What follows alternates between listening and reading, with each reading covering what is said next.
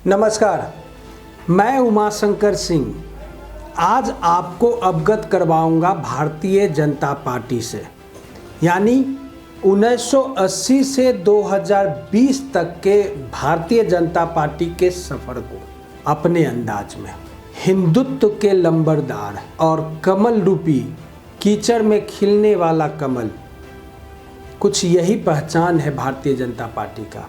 आज भारतीय जनता पार्टी में बहुत कुछ बदल गया है। बीजेपी सत्ताधारी पार्टी भी है और इन सब के बीच बीजेपी के सामने राजनीति की ऐसी चुनौतियां भी हैं जिसमें उसे चुनावी जीत चाहिए, क्योंकि 2019 का लोकसभा चुनाव एक इतिहास इस देश में दोहरा चुका है और ये इतिहास रचने वाले शख्स और कोई नहीं, नरेंद्र मोदी जी ही हैं। केंद्र में अपनी सरकार, 303 से ऊपर सांसद, देश भर में 1000 से ज़्यादा विधायक और 10 करोड़ से ज़्यादा कार्यकर्ता।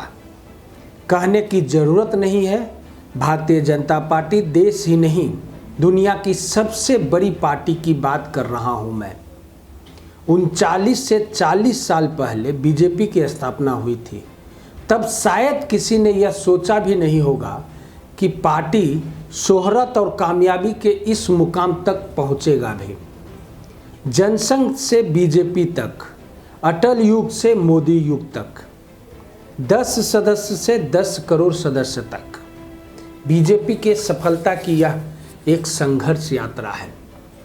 राजनीति की सर्पीली रातों पे संघर्ष के एक साल, तमाम तरह के उतार चढ़ाव से गुजरते हुए शून्य से शिखर तक की एक यात्रा।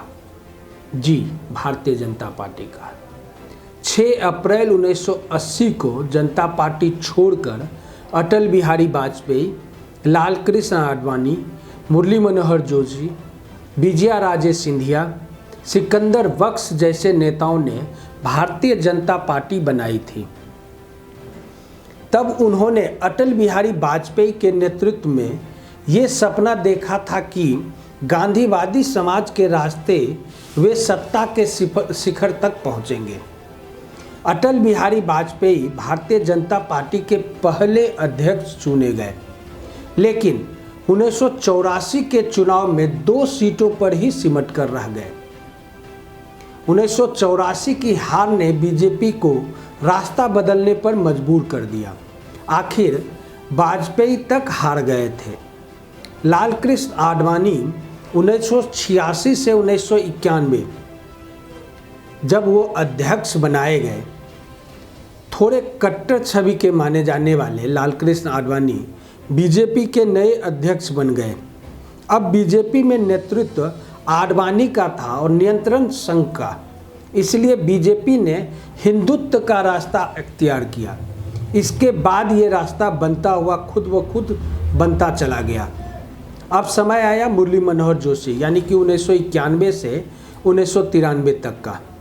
1991 का चुनाव बीजेपी ने राम मंदिर के मुद्दे पर लड़ा और उसने 120 सीटें जीत ली। इस साल बीजेपी देश की नंबर 2 पार्टी बन गई। बीजेपी को लग गया कि सत्ता की संजीवनी चाहिए तो राम नाम से राष्ट्रवाद पर जाना ही होगा। इसी दौर में बीजेपी में मुरली मनोहर जोशी अध्यक्ष बन गए थे। दिसंबर 1991 में उनकी तिरंगा यात्रा निकली, जिसका मकसद 26 जनवरी 1992 को श्रीनगर के लाल चौक पर तिरंगा फहराना था। अब काल शुरू होता है एक बार फिर लाल कृष्ण आडवाणी का। 1993 से 1998 हिंदुत्व और राम के नाम पर बीजेपी बहुत तेजी से आगे बढ़ रही थी। 1984 में 2 सीटों पर सिमटी महज 7 वर्षों में ही देश का नंबर 2 पार्टी बन गई थी। ये सब कुछ हुआ लाल कृष्ण आडवाणी के बदौलत। साल 1993 में आडवाणी एक बार फिर बीजेपी के अध्यक्ष बनते हैं। आडवाणी को ये अंदाज़ा था कि पार्टी को नंबर 2 से नंबर 1 बनाने और इससे भी आगे प्रधानमंत्री देने के लिए कोई उदार नीति वाला चेहरा चाहिए। 1995 में वाजपेयी जी से बगैर पूछे ही उनको प्रधानमंत्री पद का उम्मीदवार घोषित कर दिया और उनके इस ऐलान के बाद सब के सब हैरान रह गए थे। अब समय आता है कुशाभाऊ ठाकरे का, यानी कि 1998 से 2000 तक का। अटल जी के नेतृत्व में बीजेपी सरकार बनाने में कामयाब रही। इसी दौर में भारतीय जनता पार्टी में पितृपुरुष कहे जाने वाले कुशाभाऊ ठाकरे की बीजेपी के अध्यक्ष पद पर ताजपोशी की जाती है। मध्य प्रदेश में बीजेपी को मजबूत बनाने में कुशाभाऊ ठाकरे का बड़ा योगदान भी माना जाता है। अब समय आता है बंगारू लक्ष्मण जी का, 2000 से 2001 तक का। यानी 2001 में आंध्र प्रदेश से आने वाले बंगारू लक्ष्मण बीजेपी के अध्यक्ष बनाए जाते हैं। लेकिन बीजेपी के राष्ट्रीय अध्यक्ष बंगारू लक्ष्मण तहलका कांड में फंसते हैं, जिसके बाद न सिर्फ उनकी कुर्सी जाती है बल्कि पार्टी के छवि पर भी सवाल उठता है। यही नहीं, साउथ में अपना विस्तार की जो सोच थी बंगारू लक्ष्मण के माध्यम से, वो कहीं न कहीं रुकता हुआ दिखता है। अब समय आता है जेन्ना कृष्णमूर्ति जी का, यानी फिर से साउथ की तरफ से चलते हैं। 2001 से 2002 का। बंगारू लक्ष्मण के हटने के बाद 2001 से 2002 तक का जेन्ना कृष्णमूर्ति रहे साउथ के से प्रतिनिधित्व करने वाले भारतीय जनता पार्टी के अध्यक्ष। अभी भी साउथ में भारतीय जनता पार्टी का विकास उतना नहीं हो पाया था। इस विकास नीति को बढ़ाने के लिए वेंकैया नायडू को अध्यक्ष बनाया गया 2002 से 2004 में। भारत के वर्तमान उपराष्ट्रपति और 1977 से 1980 तक जनता पार्टी के युवा शाखा के अध्यक्ष रहे वेंकैया नायडू को साल 2002 में भारतीय जनता पार्टी का राष्ट्रीय अध्यक्ष बनाया जाता है।